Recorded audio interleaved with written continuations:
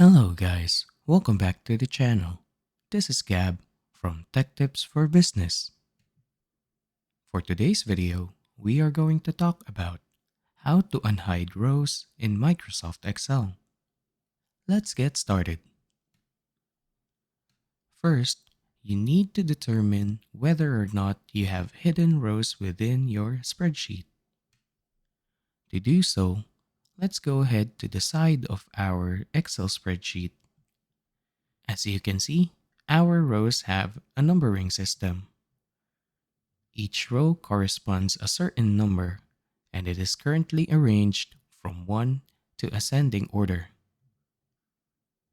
Now, as you can see, we are currently missing the row number 4, which should be located between 3 and 5. Now that we know that we have a hidden row, let's go ahead and show it. There are two methods to do so. First, let's go ahead and select the boundaries of the hidden row. Since row 4 is hidden, let's go ahead and select row 3 and row 5. Then, go ahead and right-click and click the Unhide option. There we go.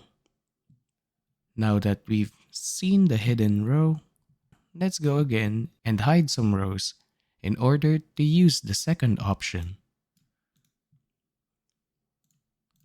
Now that we've hidden those rows, let's go ahead and select the boundaries again.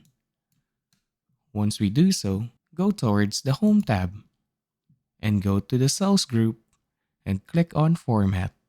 Once we click on Format, we should be seeing the Hide and Unhide option under Visibility. Once we hover over the Hide and Unhide, let's go ahead and click on the Unhide rows. And there we have it. This is how we use the Unhide rows function in Microsoft Excel.